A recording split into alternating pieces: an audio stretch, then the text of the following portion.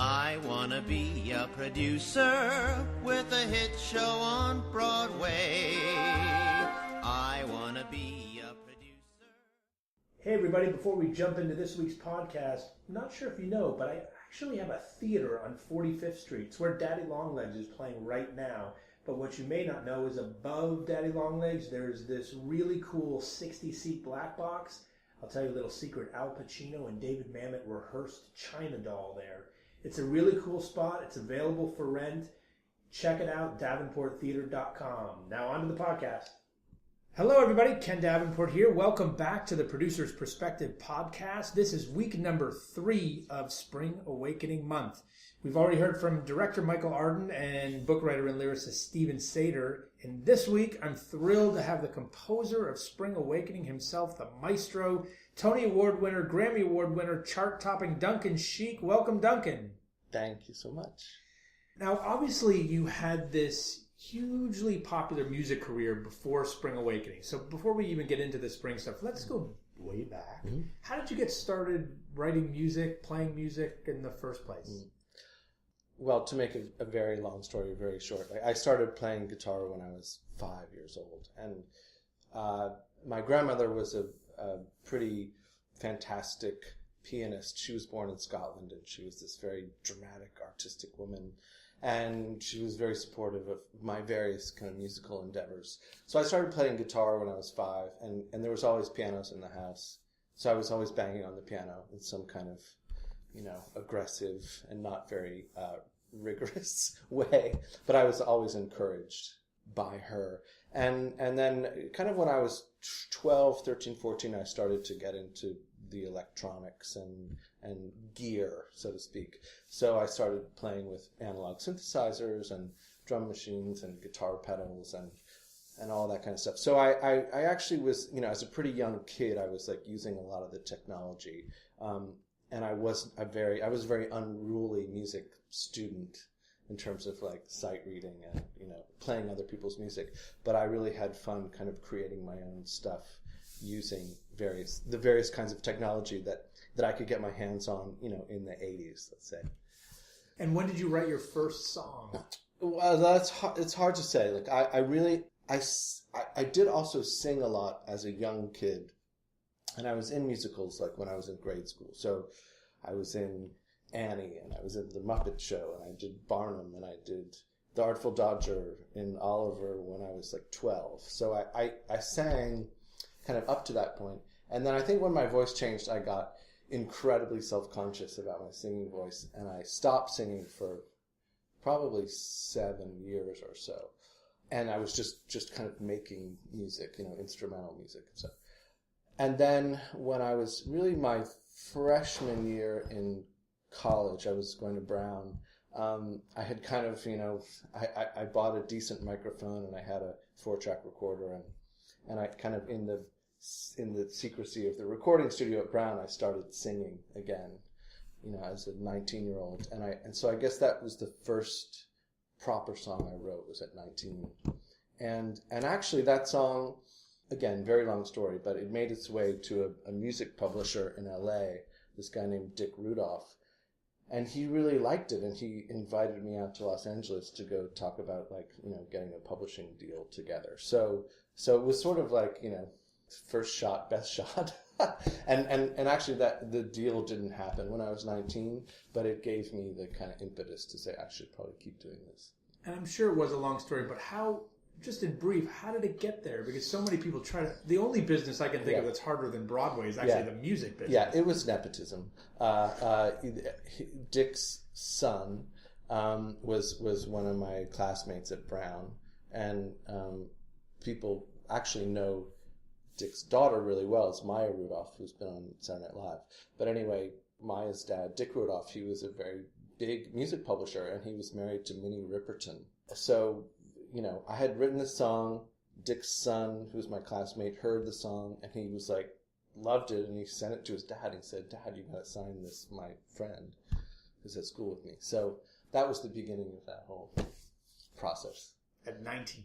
At 19. And then ultimately, like, again, totally nepotistic, but my other really good friend was Tracy Ross, who's Diana Ross's daughter.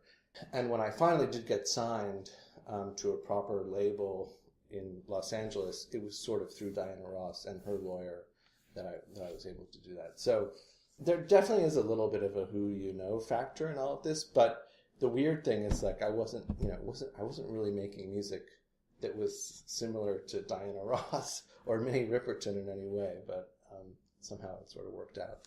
So you get signed and you release your first album. And how old were you when that debut album? I was 26. Yeah, I made it when I was 25, and it came out when I was 26. And then, boom, something very special happens, and Barely Breathing hits the charts. 55 weeks on the top 100 charts. Yeah. What was that like? Yeah. I mean, it was great, but my memory of that time is really, it's a lot about like being in a van with 4 other kind of, not very hygienic musician friends of my same age, and staying in really horrible hotels. And like I was selling a lot of records, and I had a song on the radio a lot, and people were like, this is amazing, you're famous, you're rich. And I wasn't, it didn't really work that way, and so it was a lot of cognitive dissonance, to be honest, of people like thinking you were much more successful than maybe you actually were. And I think that kind of fed into my discontent with the pop music world in general, that kind of, sent me down this kind of crazy road where I ended up, writing music for theater. When you wrote Barely Breathing, did you know, like, were you writing it and be like, oh, this is great, this one's going to take off? No. It was very much a case of I had written a set of songs that I was excited about, Atlantic was excited about, my producer Rupert Hine really liked. And this is a very kind of almost cliche music business story where at the end of the process, Ron Shapiro, the guy who was the head of Atlantic, who had really signed me, he was like, we need one more up-tempo song on the record. And I was sort of like rolling my eyes and going, ugh, okay. And I was, going through like some very typical 26-year-old relationship shenanigans. And so I wrote this very heart on my sleeve kind of song about this particular girl.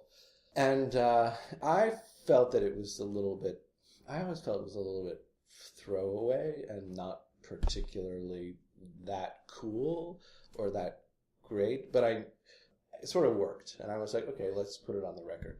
But then when we had recorded it, finally, all the kind of the business people, because we made the record in France and London, so all the Atlantic people from New York and the Warner Brothers people from London, they were all like, cha-ching. They were all saying like, oh, it's a hit, it's a hit, it's a hit. And I was like, okay, go with God. I don't know what to tell you.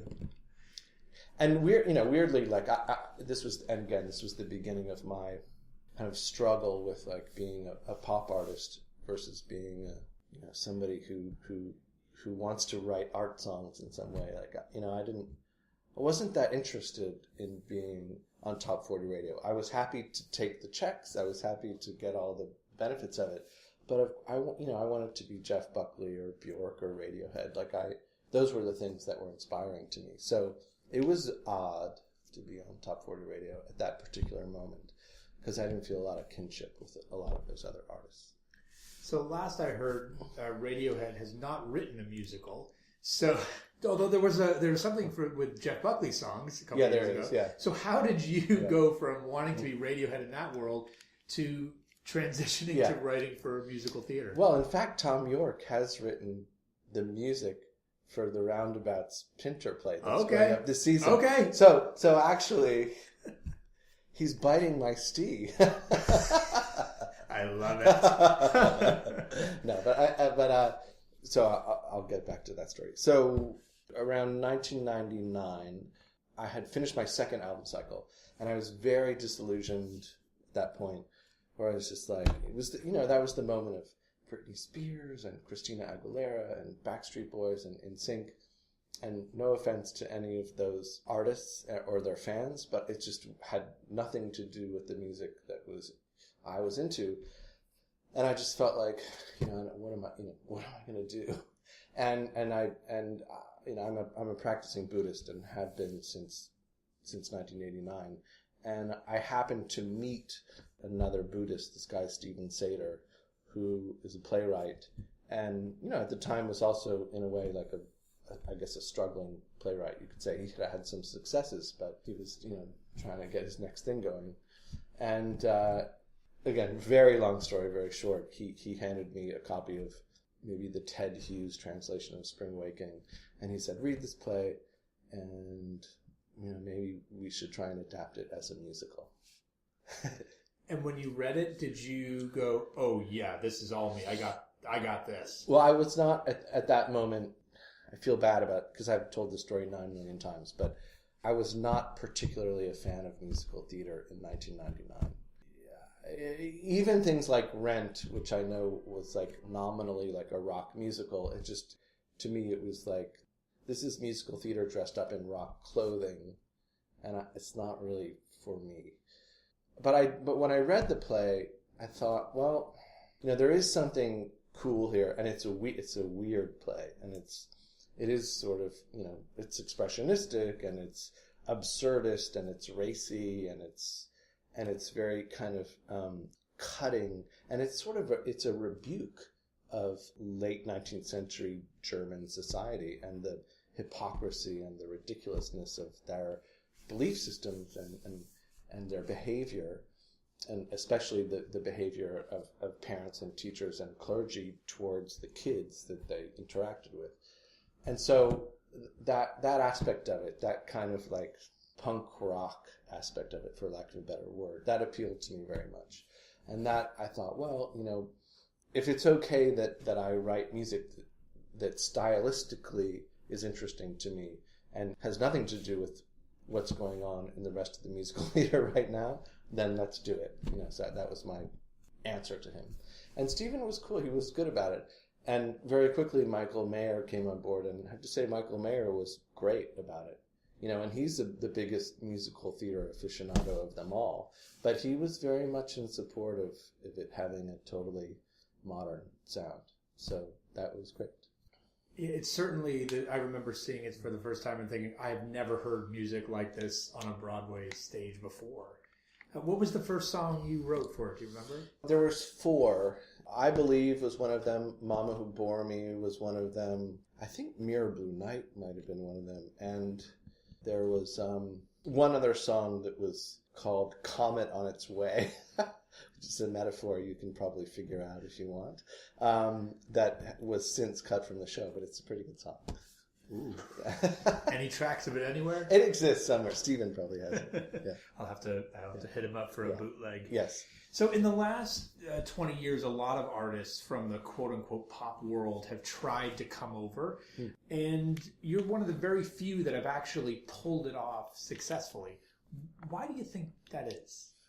Well, look, again, I think a combination of like naivete and bravado and kind of, obnoxious self-righteousness in some way, I think is really what made it work. And also just being lucky to have the right set of collaborators during that process of me learning how to play well with others. I didn't go to college and study musical theater composition. Like, I didn't even know what those rules were to begin with. So it wasn't like I was trying to break the rules. I just didn't know what they were. I just wanted to write like really good songs, and I wanted to help tell the story, but I wasn't interested. To me, I don't care that the songs forward the action of the story or the plot. I didn't come from that world, so that was never, for me, it was just like, can I hear a really great song that emotionally moves me and gets me more kind of attached to this character and understand this character more. So, that was sort of the naivete part. And then also it was just my doggedness of saying, no, like please The drums should not be mic'd this way. The guitars should not sound this way. The synthesizers can't be cheesy fucking synthesizers from the 80s. You need to be aesthetically rigorous about this stuff so that it makes sense to an audience of teenagers and 20-somethings and 30-somethings. And it's not just music that, it's just kind of like, okay, it's rock music, in parentheses. I've forced, myself and everybody else to be really strict about that stuff. And I think that did have a good effect on the show overall. It was hard, but it was really hard to do that. There were many battles fought. Do you think Broadway as a whole has gotten better at this? Very, very, very much better. And I can point to a ton of things, but, specifically once where it was like, I loved the movie and they did a really respectful job of turning that into a show that respected the aesthetics of what those songs really are meant to be. And obviously Hamilton has been this huge juggernaut, and it's just a very smart thing that Lin has done where he's found a way. Again, it's almost like the opposite thing of what I did, where he's found a way of using the kind of hip hop vernacular to have dialogue in the music where it doesn't sound cheesy and stupid, and that's completely genius. So I was talking to another producer recently, and they said it's clear, like, the audiences out there, they do not want the bog standard musical anymore. They want really interesting, cool, different things now. So whether it's Curious Incident of the Dog in the Nighttime or Let the Right One In at St. Anne's, that, again, these are plays, but they're really like very progressive, very different ways of doing theater and telling stories, and also with really, really cool scores. To me, theater has become this very exciting medium. Yeah, we're definitely outgrowing the Rodgers and Hammerstein, Arthur Miller, Fourth Wall. Yeah, and I love. I mean, don't get me wrong. I love. One of Stephen and I, one of the first shows we went to when we decided to do Spring Awakening was Porgy and Bess at Lincoln Center, and I think we got a lot out of that. So I'm not disrespecting the past at all. It's just you do need to always be moving things forward, and if you move things forward, then you're going to create new audiences, and I think that's what Lin has done amazingly well, and certainly Stephen and I are trying to do, and we got to fight the good fight for the theater. So here you were, this writer from the age of 5 and 12 and 19 in the studio, Brown, all by yourself and writing songs, and then all of a sudden you're writing with someone else. Yeah, a story and a lyricist. Yeah. Was that mind-blowing? Was that difficult? It was weirdly very easy. I always found writing lyrics to be the more painstaking part of the process. So having somebody kind of just, hand me a lyric and give me a context for that lyric was a huge leg up in a way. It was like, immediately you've got all this information to play with. And in Stephen's case, it happened to be really beautifully written and eccentric, but awesome kind of information to play with, and enigmatic and odd, and all the things that are that can be inspiring as a composer. So it was great to kind of have lyrics and not have to, because when I write music for myself, I always write music first, and I kind of graft the lyrics onto the music, and that could often be just like really not fun, in the sense that I wasn't often clear what I wanted to say. It was very inchoate, and I was just sort of like, I like this vibe of the song, and this is a cool melody, and these are cool chords, and these are cool sounds, but I wasn't always so clear about specifically what I wanted to say. Certainly when I was making records as a 26-year-old. But having somebody whose life is words, who literally just is in love with words and the relationship of words and the sound of words, having somebody like that to work with was a real gift. So it took you guys a while to write it? Yes. We wrote a few songs. Michael Mayer came on board very quickly, and we had a first workshop at La Jolla in 2000, And I think at that time, by the time we finished La Jolla, we had maybe 10 songs, which was like sort of half of the show. And then the next year, we were able to go to Sundance in 2000. At that point, we probably finished the first full draft. So we had like version 1 of the show was kind of 2 years into it. So that's pretty normal, I suppose.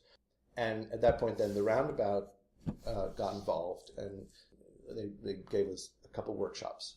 And so we did 2 workshops in New York that were pretty fancy, blown-out workshops, and we had Michael Cerveris, and we had all kinds of cool people involved, and it seemed like it was really going to happen, and then it didn't happen.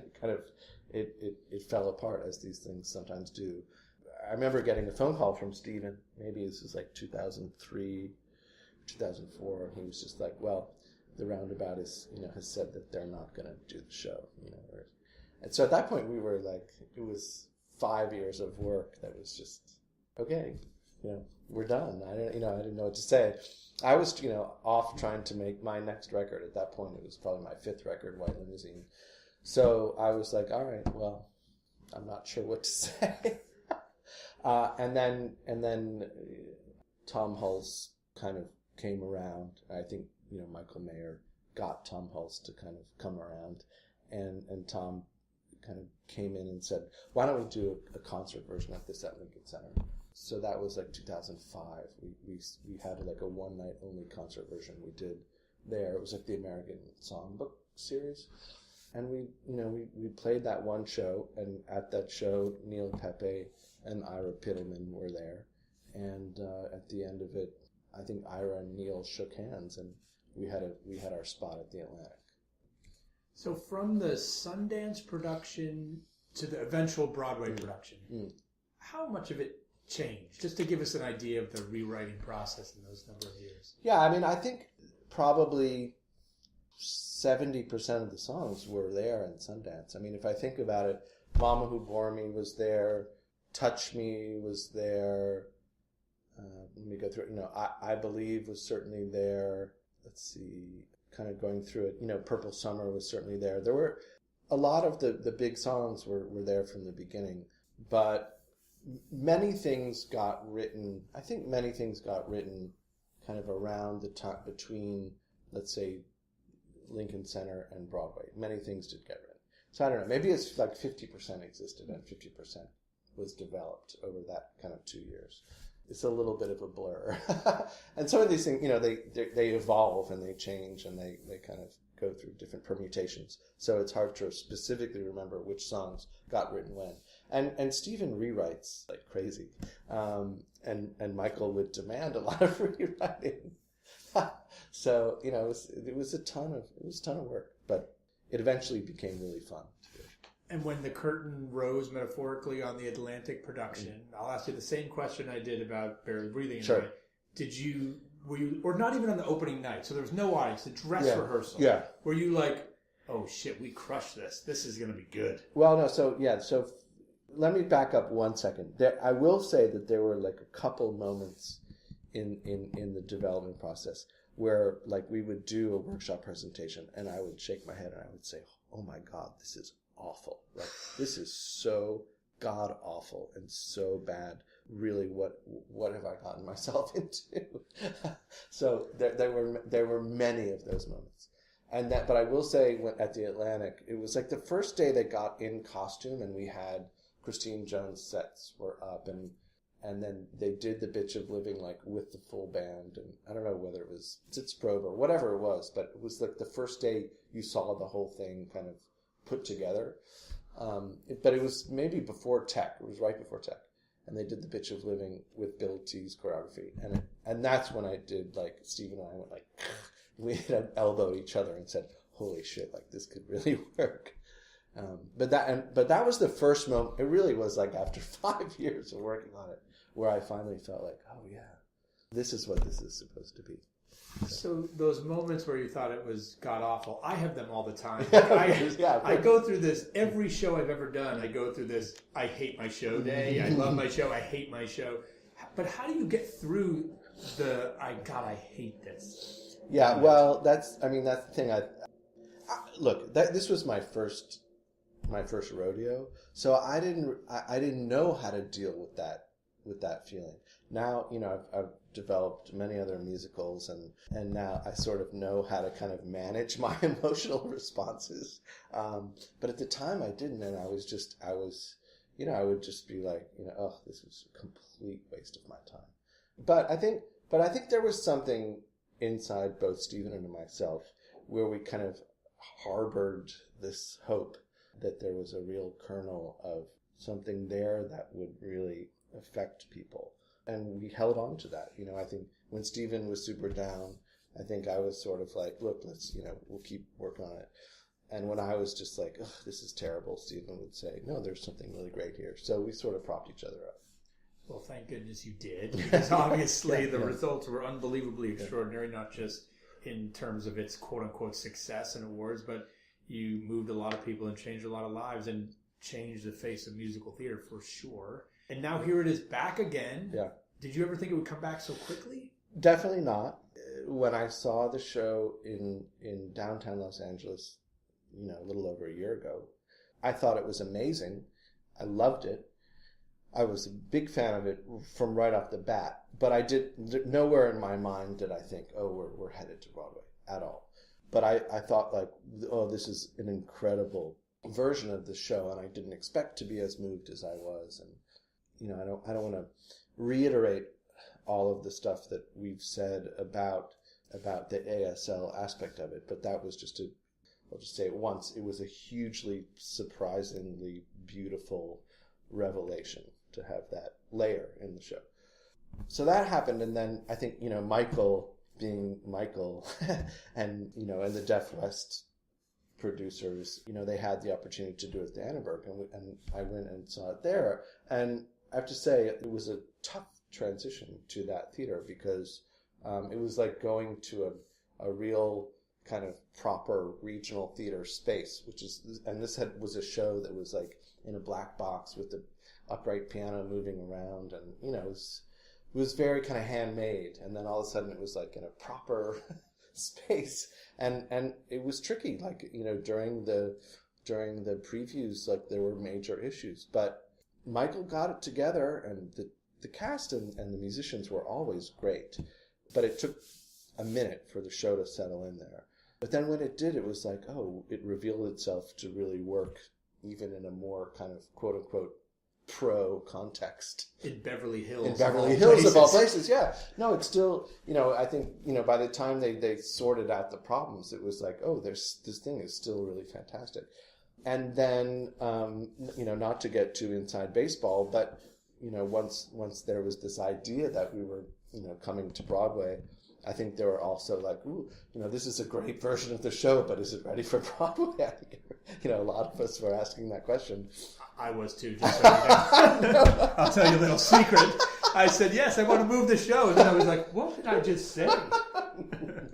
But anyway, so, but I also knew, like, there was something incredibly special about this band and this set of actors. Like, I'm sort of attached to the band because I'm the composer, but also these actors. And so when it all worked out that we had this opportunity to come to Brooks Atkinson, I was in support of it right off the bat. I have to say, I was like, there's going to be challenges, and who knows what's going to happen, but could be amazing. And in fact, and I take zero credit for this. Once we did get into that theater, and I saw I saw the first preview, it was just like, Michael knocked it out of the park. The cast knocked it out of the park. I take zero credit for it, but it was just like, whoa, this thing is really, it's beyond my wildest dreams good and affecting. And, and part of me was a little bit like, this is going to sound horrible, but part of me was like, oh, if I never do anything again, at least I've done this. It was like... Listen, I've said that myself to many people. It's just a very special thing that I'm very proud to have produced, for sure. But this is a busy year for you. So spring now, American Psycho this spring. Yeah, February it'll start previews, I think, yeah. And you're writing some more shows. You've got an album coming out. Mm-hmm. Do you switch hats between writing theater and pop music? Is there a switch, or you just whatever comes out, comes out? This year has been a lot of going back and forth just because I had to finish my record, Ledger Domain, and I'm going on tour in November, and I'm playing at Carnegie Hall at the end of November, so I kind of have to keep my eye on that ball too, more than usual. But it's been good. I mean, I actually really like being able to move back and forth between the two worlds, and it kind of keeps me sane, and it gives me a good perspective, like because you can kind of get wrapped up in musical theaterese in some way, and you can also get wrapped up in like pop music BS, and so the two things are like they're good correctives of one another in a certain way. So it's been nice to be able to do both. Do you do spring songs in concerts? Do you do any musical theater Yeah, stuff? I mean, I've played Bitch of Living quite a bit, and Touch Me a fair amount, and if I have a girl singing with me, we'll do Mama Bore Me, and sometimes I'll play shows. I played a show. Where was I? Somewhere in Northern California, and there were a bunch of kids who were like theater kids from the college, and they had done a production of Spring Awakening. And I said, does anybody here know Touch Me? And I'll just a gaggle of kids will come on stage and we'll play the song in the show, which is great, which is really incredibly fun. Cool. Yeah. And so I'll do a little bit of that, but I don't overdo it. So when you're touring, I took my wife to a Chris Young concert for our anniversary. Okay. And I just found it very interesting to sit back and watch a rock concert, country rock in that case. Mm-hmm. Anything that you think Broadway can learn from the touring rock world that you guys are doing much better than we do? Well, I'll give you the converse, the obverse of that first. I think there's a lot that the rock world can kind of learn from Broadway, or certainly I've learned from Broadway, which is that there's an amazing thing of having a group of talented people who are handling costumes and choreography and lighting and movement, and in a rock concert you don't necessarily have narrative, but this idea that you have like really smart people who are helping you create like a show. I came from a rock world where it was just like four guys getting on stage with their instruments and playing it, and that's it. And if the music is good, then I think that's okay. But ultimately, it's not that compelling as a multimedia, event. So for me, coming into the musical theater, it was like amazing to have that ability to work with those kinds of people. I do think I'm not going to name names, but to this day I go to shows. I go to musical theater shows, and I'm scratching my head as to why. And I'm going to get myself in trouble. I don't want to get myself in trouble, but I do feel like when you go to a rock concert, there's a intensity and an immediacy to the sound, and there's a kind of the sound of the instruments is usually, hopefully, with the right kinds of rock bands, really luxurious and awesome and great, even if it's for musicians on stage. And I often, unfortunately go to musical theater where, everything just sounds so small and thin and not interesting. And I think maybe there's this sense that we need to hear every syllable of every lyric because, this is the song, and there's this kind of this weird inability to just be muscular about how a musical is supposed to sound. And I shouldn't generalize, but I often feel like sound design is where you have really, really awesome people in the rock world, and it's been pulling teeth, I think, to get some of the musical theater folks to make the shows sound the way that a younger audience is going to be psyched about it. And this may be, maybe generational, or maybe... I remember doing Whisper House in San Diego, and Dan Moises Schreier did our sound there, and he's amazing. And I pushed him to make it pretty rocky and pretty intense. And there were audiences at the Old Globe. I heard them come out, and they were like, it was so loud. I couldn't hear the singers, and they were really, really upset about that, So I think there is a slightly kind of generational or, genre kind of bias that goes into that stuff, and that's been a tough battle to fight all the way along the way.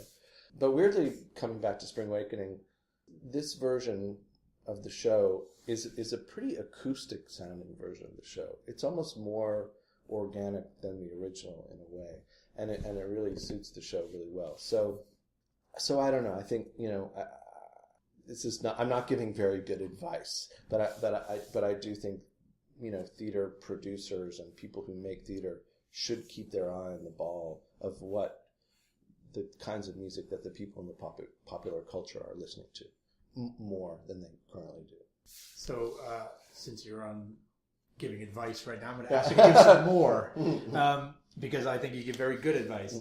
Normally, I would ask a writer like you, what's some advice you could give to all the writers out there? But I'm not going to ask that. I'm going to ask you to give advice to a very specific group. Okay. I want you to imagine you're at a support group for pop music writers, and you're giving a lecture to all of them because they want to write for the musical theater. What would you say to successful pop music writers on how they can transition to the world of musical theater? Because, right, as I often say, writing a 3-minute song is much different than writing a 3-hour musical. Of course.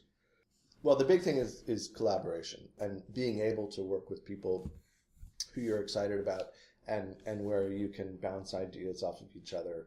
And you need to learn to kind of play well with each other to, keep your eye on the ball of what the larger thing needs to be. So it's all about collaboration. It's, there are very, very few people who successfully do it all themselves. So that's one thing. But I think the other thing too is to be true to thine own self. Like be true to the music that you're excited about. And just because you're, going from the world of pop music to writing for theater, it doesn't mean you need to kind of change the genre in which you write, or you need to slavishly write music that is within the normal construct of the musical theater canon. Just write great songs and have some smart people around you that can help those songs tell the story of this larger arc that hopefully your show will have. So it's like about being really collaborative, but also being really strict with yourself, that you're not just making bad aesthetic decisions for the sake of old school rules. Okay, last question, which has now been called my infamous Genie Question. Okay. I want you to imagine that the genie from Aladdin comes to visit you and says, Duncan, you've done a great job, such a great job at being in both worlds and advancing musical theater and advancing pop music and back and forth. I want to grant you one wish. One wish. You cannot wish for other wishes. Don't try that. What's the one thing that drives you so crazy about Broadway? The thing that'll keep you up at night, that make you so mad. You're one of the nicest guys I've ever met, actually, especially for someone as successful as you are. You're just such a nice guy. What makes you fucking mad that you would ask this genie to change? I think the musical theater is this amazing medium, and I'm like really honored to have been welcomed into this world, like as a kind of an outsider, and I love like my compatriots, and I can be sort of obnoxious about the way things sound, like they're not like rock enough, or they're not authentic enough, or they're kind of too fuddy-duddy, or they're too wussy. I can be really obnoxious about all that stuff, but I think that's my own subjectivity, and really like I need to probably just chill about that because it's not very productive.